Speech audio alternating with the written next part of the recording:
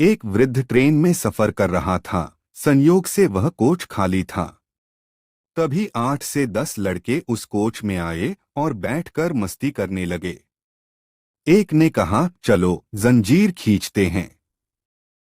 दूसरे ने कहा, यहाँ लिखा है 500 रु जुर्माना और 6 माह की कैद। तीसरे ने कहा, इतने लोग हैं, चंदा करके 500 रु जमा कर देंगे। चंदा इकट्ठा किया गया तो 500 की जगह 1200 रु जमा हो गए, जिसमें 200 के 3 नोट, 2 नोट 50 के, बाकी सब 100 के थे। चंदा पहले लड़के के जेब में रख दिया गया।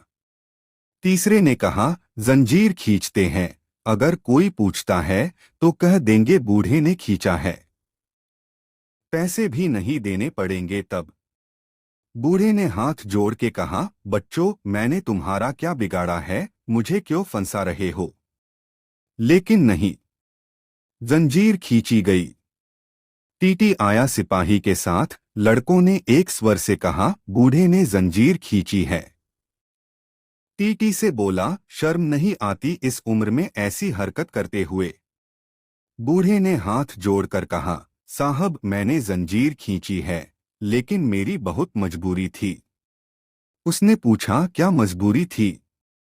बूढ़े ने कहा, मेरे पास केवल 1200 रु थे, जिसे इन लड़कों ने छीन लिए और इस पहले लड़के ने अपनी जेब में रखे हैं, जिसमें 200 के 3 नोट, 2 नोट 50 के, बाकी सब 100 के हैं। अब टीटी ने सिपाही से कहा, इसकी तलाशी लो।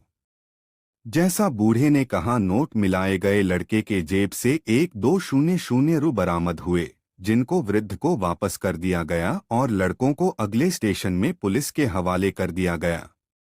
पुलिस के साथ जाते समय लड़के ने वृद्ध की ओर घूर के देखा तो वृद्ध ने सफेद दाढ़ी पर हाथ फेरते हुए कहा, बेटा, ये बाल यूं ही सफेद नहीं हुए हैं, समझा?